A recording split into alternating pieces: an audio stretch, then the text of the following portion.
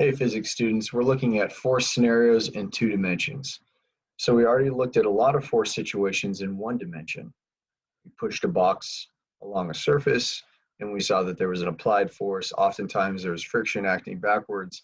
There was an upward force, the normal force, and a downward force, gravity, but we only dealt in one axis at a time, or at least the movement was in one axis at a time. So now what we're going to do is we're going to look at forces that are not just acting left to right or up or down, but forces that are acting at angles. We will also look at objects that are on inclined planes. So there's a lot of different things you can do once you know vector addition, which you guys do from last unit. So let's get right into the first scenario. We're just going to number it 1, 2, 3 as we do different problems. So our first one will be a box, could be any object really, but a box pulled at an angle.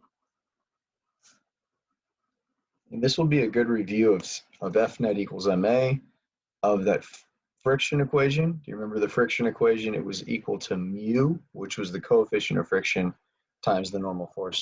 We're going to see all of that come into play here again. So let's see our box. It'll be 50 kilograms. It's going to be pulled at an angle, let's say, of 30 degrees. And that's the big change, right? Before we were just pulling at 0 degrees. We're pulling it just straight to the right or pushing it straight to the right. Now we're going to do this. And what I would ask you if you were in class is, what's the rest of the free body diagram? So pause it for a second. Think to yourself, what other forces are acting on this box? Well, you definitely have gravity acting down. And remember, gravity is F sub g, but I will go straight to saying m times little g, like that. You also have a normal force pointing up. And this is something that's not as straightforward anymore. We're going to talk about how normal force is a little different now in just a moment. So we have these two forces. We have that force. We'll call this the applied force. And let's say that this applied force is 200 newtons. I'm going to tell you also that there's a coefficient of friction. So a box is pulled at an angle. The coefficient of friction, and it is kinetic friction, by the way. The coefficient of friction is, let's make it really small, 0.2 would be good. Remember, there's no unit with the coefficient. It's just a number that indicates how rough or smooth two surfaces in contact are. And then we could also say, find the acceleration of the box and the normal force. So we have to find two different things in this problem. Well, if there's a coefficient of friction, you can definitely assume that there is a kinetic friction acting backwards. So I'll put my kinetic friction, again, that's sliding friction, right there. So what do, right? Well, we know it's going to accelerate to the right, or I'm telling you that it does. What we should do is zero in on this angled vector. Just like in vector addition, we don't want to deal with angled vectors. We want all of our vectors perfectly in the x or y axis. So I'm going to take this vector and we're going to break it into two components. We will go right and we will go up, right? That's what we do. This much right and this much up, those two together make that 200 Newton applied force. Now what we've done in the past is we said this is the adjacent side. So I'm going to come up here.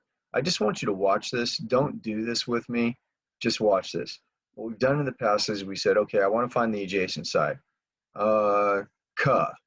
I'm going to use cosine because it deals with the adjacent side, and we write cosine of 30 equals, we'll call this FAX, right? Equals the adjacent side, which is FAX, divided by the hypotenuse, which is 200. And then we would multiply both sides by 200, right? And you've got your expression to find this adjacent side. I don't want to do all this work anymore. And I would like to think that most of you don't either. If there's a shortcut that makes sense to use, we should use it. And I think it makes a lot of sense when you look at what this is saying. Isn't this saying FA, the X piece of FA? Well, what's FA? FA is 200. Well, isn't that what we wrote right here? Isn't there the 200 that matches up with this idea of FA? Check. And cosine 30 is just a decimal. It's a fraction. So cosine 30 lines up with this idea of the X piece, right? So FA, 200, the X piece, cosine 30. And so what I want to do from here on in to save us all a lot of time is just to do this. We can always lead off, when we're finding a component, we can always lead off with the hypotenuse, 200. And we realize we're dealing with the adjacent side. Adjacent is cosine. So I would say cosine of 30. And again, if you're like, adjacent side, what? This side is touching the 30 degrees. That means it's adjacent. And now that I've gone through all that explanation, it will go much quicker at this point. This is FAY, which is just the Y piece of who? Of FA. What's FA? It's 200. We should write 200 first. The Y piece, this side is opposite from the 30. Doesn't that mean we should use the sine of 30? So again, this little y kind of lines up with the sine 30, and FA is obviously 200. Try to do that from here on in. Let's go. This is going to be 100 newtons to save you a little bit of time. This is going to be 173.2, but let's just round it to 173 newtons. All right, so now we've got our components and a new way of quickly finding them. All right, let's go ahead and handle mg. So whatever I can handle on my drawing as far as calculations go, I tend to do that. So we got 50 kilograms times 9.8 meters per second squared, which comes out to be 490 newtons. So our gravity is 490 newtons. Now, can we find friction? Well, here's the thing. Yes, we can. Yes, we can, okay? But you're going to run into a little stumbling block here, and I'm going to need to teach you something new. Friction is equal to the coefficient of kinetic friction times Fn. Remember, friction equals mu times Fn. And this little k, just to remind you again, it just means that we're sliding. That's all it means. We're moving and we're sliding. Well, you know mu is 0.2. It's said so right here. But Fn is not just Fg. I will say that again. My normal force, the force of the ground pushing up on the box, is not just equal to Fg anymore. It's not. And you might see why if I zoom out a little bit here. I have how many forces in the y-axis? Well, I've got gravity, that's down in the y-axis. I've got Fn, that's up in the y-axis, but look at this. I now have an additional force that's acting in the y-axis in the upward direction. So it's no longer as simple as the normal force equals the gravity. That's what we did the last time we worked with forces, because there was no little component right here. There was no y component. So before I can find friction, I have to find Fn. So what I usually do when I'm finding Fn is I just do a little bit of aside work. And I actually say that, I say aside work. I'll just put aside. I'm going to find Fn. I want to remind you of another important idea in forces. If you are not accelerating in an axis, that means that the forces one direction have to equal the forces the other direction. I'll say that again. If in one of these axes, we have two axes, the y-axis and the x-axis, right? If in one of these axes we are not accelerating, then all of my upward forces have to equal all of my downward forces. That's important to remember. And if you look at this drawing, our acceleration is which direction? It's to the right. It's in the x-axis. So the x-axis, we have acceleration. The forces right do not equal the forces left. There is an imbalance in the forces, which is causing a rightward acceleration. However, in the up and down direction, there is no movement. So what am I trying to get across to you? I'm saying up equals down in this scenario. Well, what's my up force? My up force is Fn and Fay. So I would write Fn and means plus, right? Fay, those two together make up my up force. And my down force is made up of just gravity, only gravity, right? So I'll put Fg here. Now, can you see that from this, we can easily find Fn? Don't we already know gravity? We already know Fay? We can solve for Fn. So I will say then that Fn is equal to Fg minus Fay, right? Now Fg is going to be 490 minus Fay, which is 100, and we get 390. Thank goodness. So actually what we just did is we have one of our answers, because that's what I asked for. I asked for the normal force. Right, so we actually found that before we found the acceleration of the box moving to the right. It was important to find it because I cannot figure out my acceleration to the right until first I find friction. And you'll see what I mean in a second. So let's just kind of draw an arrow down here. Let's find our friction. Kinetic friction, sliding friction, is equal to the coefficient of sliding friction, which is 0.2 here, 0.2. Times my Fn, which I just found at 390 newtons. Get a calculator, let's find our friction.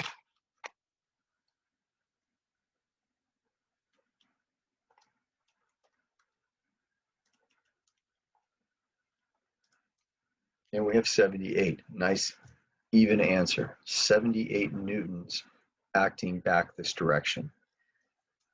Okay, now this problem becomes just like any FNet problem you've already done. If you need to find acceleration and you got a bunch of forces, you can be sure that you need to use FNet equals ma,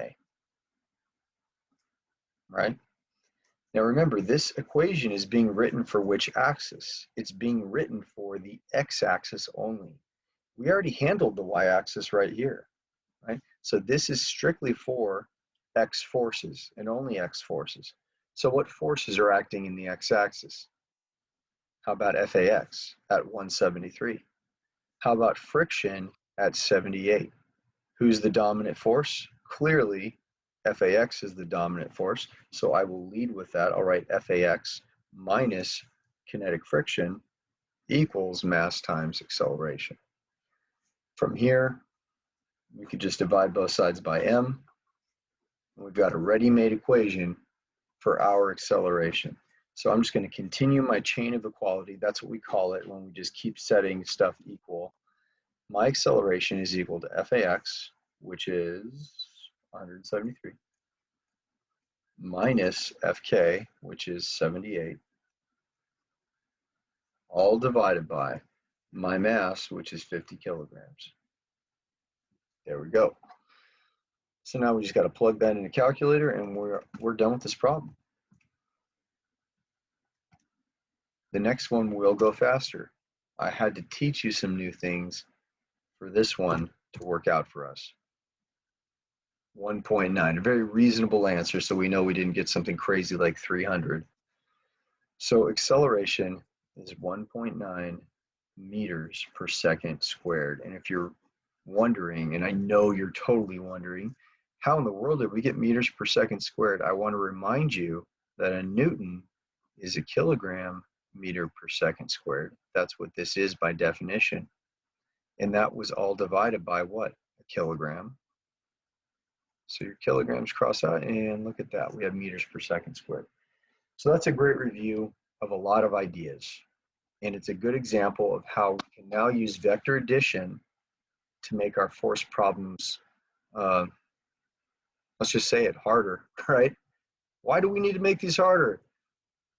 Because you're in physics, right? Physics is one of those subjects where you didn't have to take it. No one told you you have to take physics, but here you are, and you are learning skills that will help you in college or whatever you want to go on into next. Making your math skills better is never a bad idea. All right, let's go to number 2. Stop trying to tell me about life, Mr. Heinrich. What do you know? All right, well, I don't know. I'm 41 years old, and I don't know. Things are going pretty good for me, so I must know something. Now let's look at a box. Let me erase my box. I got a little too excited. I went straight to the drawing. We're going to say a box is being pushed at an angle.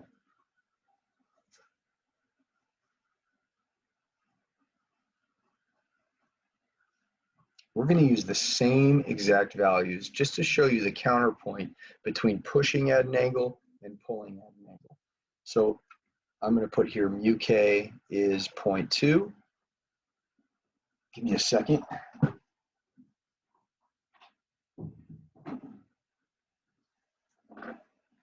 Mu k is 0.2. Let's see what else. Anything else we need to know? Not really. Mu k is 0.2. Let's find Fn, the normal force, the force of the ground pushing up on the box, and acceleration. Let's find both of those things. Let's use all the same numbers and see how our problem is affected. This will be 50 kilograms. Let's go quickly through this. This is mg, which we know is 50 times 9.8, comes out to be 490 newtons. We know there's a normal force acting up. We know, and I know I've drawn them to look kind of equal, but little side note real fast here. If my gravity acting down has to equal both of those up forces right there, I probably should have drawn Fn quite a bit shorter. Does that make sense? A short little force plus another short little force could equal this longer force right here. Right? If you don't go back and change the size of Fn, that's totally fine, but I want you to see the visual of this. 2 smaller up forces had to equal this bigger down force. Right? So Fn's actually quite a bit smaller than gravity in this situation. All right, back to this. We're going to have our Fa. Ooh. Out of erasers here. Oh, good. I have barely enough to get that done. All right. We're going to push this time. We're not pulling at an angle. There we go. And this is going to be 30 degrees right here. Fa is going to be 200 newtons once again. Fa is 200 newtons. Let's see what else. We've got a kinetic friction. And I don't want you to assume that kinetic friction is 78. Do not make that assumption. Kinetic friction, though, is equal to mu times Fn. That's still true. But we're not going to assume that the Fn is exactly the same. And we know that we're accelerating to the right, like so. Got some acceleration off to the right. So where should we start? Well, the same place we started last time. You cannot have diagonal vectors. At least in these problems, you can't. Almost all the other forces are straight up and down or left or right. Right? You've got an up force, a down force, a left force, and then you have this diagonal. It's the odd man out. You've got to break that into components. So I'm going to start at its tail. And this time, I need to, if I want to get from this tail to this head of this vector, I have to go down and I have to go right. You have to draw those arrowheads. Otherwise, the physical situation does not make sense. And if you had to explain this kind of push to somebody, you say, well, how are you pushing? Well, you would say, I'm kind of pushing down and right at the same time. right? If you push at an angle like that, you're pushing down and rightward at the same time. So these components definitely make sense. Let's use the easier way of finding components. What does this say to me? It says FA. Well, what's FA? 200. The Y portion, well, that means sine or cosine, right? So notice I'm opposite from the angle, so this must be sine. So, right, when you're dealing with an opposite side from the angle, you always use sine. When we're talking about components, that is, right? FAX, FA, hello, FA, I should write FA. What's FA? The hypotenuse, which is 200, X. Well, since I already used sine, it's kind of a giveaway. Yeah, you should use cosine, but you should use cosine because this side is adjacent to the 30. There you go. And if you notice, these are the exact same numbers that we had up here, so we can use the same exact answers, 100 and 173.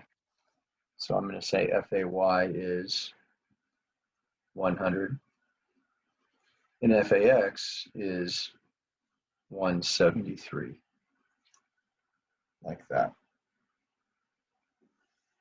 Okay, let's catch up. Be caught up now. There we go, that's better.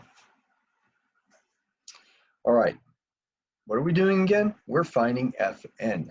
We should do some aside work here. You don't have to write the word aside, but I do like to organize my work. So I'm going to find Fn off to the side here. And I'm going to use the same exact analysis as last time. We have acceleration in the x-axis. The forces in the x-axis are not balanced. There is an unbalanced force pointing to the right. That's why I have rightward acceleration. Remember, accelerations don't just happen. They happen because of unbalanced forces. There must be an unbalanced force called F net pointing to the right, okay? But in the y-axis, we have balance. And since we have balance, we can say all my up forces equal all my down forces. You might see that I have dirty fingernails. It's because I was planting a tree today. It's not chocolate cake. I wish it was chocolate cake. Up. What are my up forces or force? Well, Fn is up. That's true. Is there any other up force in this picture? No. Equals all of my down forces or force. Let's see if I have more than one down force. We always have mg. Mg is always down. But look at this. We also have this force right here, Fay plus Fay, acting down. All right. So my up force Fn equals all my down forces, which are those two. I hope that makes sense to you. It should, right? If this thing is not going to move up or down, that means there has to be balance. Now look at the size of these two vectors that I created, right? Obviously this one's way too short. If it's 490 and this is 100, this mg should be a heck of a lot longer, right? I don't feel like changing it. I'm trying to show you right now that if you don't have them drawn perfectly to scale, that's okay. It's all right. But let's go ahead and put in our values. We'd have 490 newtons plus this time. Look up here. Before, it was minus. Now it's changed. It's a plus. What's my Fay? It's 100. And we get an answer of 590 newtons. So Fn has been found. Done. What do we do after we find Fn? Well, I've got to find friction. In some problems, I'll just give you the friction. I'll say, hey, the friction is 50 newtons, and you won't have to do this little equation. But if I give you just the coefficient of friction, you definitely have to do mu times Fn to find your friction. So I'll say Fk is equal to mu, 0.2, times 590, that is Fn, 0.2 times 590 equals 118. We have a value of 118.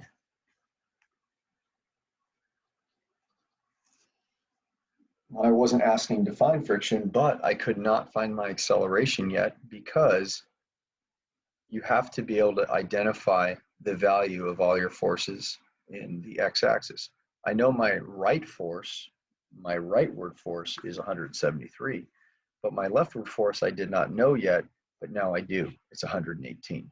So now I can do F net equals ma to find acceleration. F net equals ma. This is for the x-axis. What's my dominating force in the x-axis?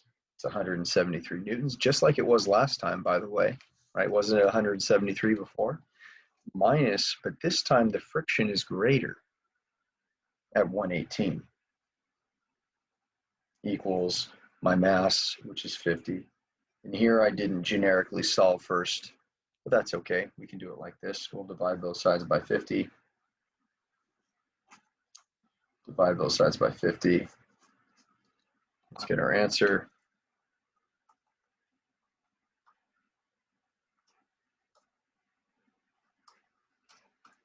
And we get 1.1, quite a bit less acceleration. A equals 1.1 meters per second squared. To the right, right? To the right. And there's the answer. Now here's where we get to talk about the physics. A little less about math and a little more about physics. Does it make sense to you that in this situation where you pull up, you have a lesser friction than when you push down? Push down, you have a greater friction. Does that make sense to you just intuitively? I hope it does, because if you look at what you're doing here, you're pulling not only forward, but up at the same time with this force. And if you're kind of pulling up on the object, aren't you taking the object's pressure off of the ground slightly? You're kind of lifting the object as you pull it forward. And if you're lifting it just a little bit or alleviating some of its pressure off the surface, then isn't there less friction between the two surfaces as you slide? Yeah, you should have less friction, right? And on top of that, let's extend that thought. If you're kind of lifting up as you move it forward, you're also making it so that the ground does not have to push as hard to support the object that's on top of it. Pretend like I'm the ground and there's a box on top of me.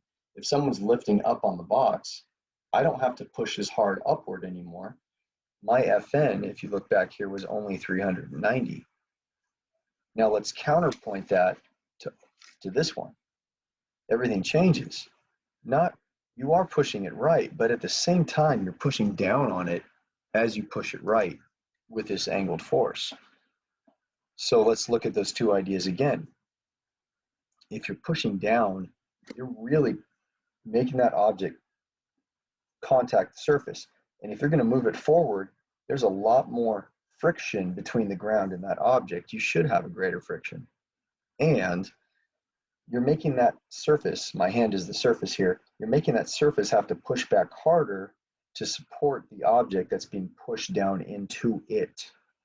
And therefore, the Fn, which is the surface force, right? The surface force that's supporting the object, the Fn has to be bigger to support you pushing down on the surface. So I hope that those physical ideas make sense.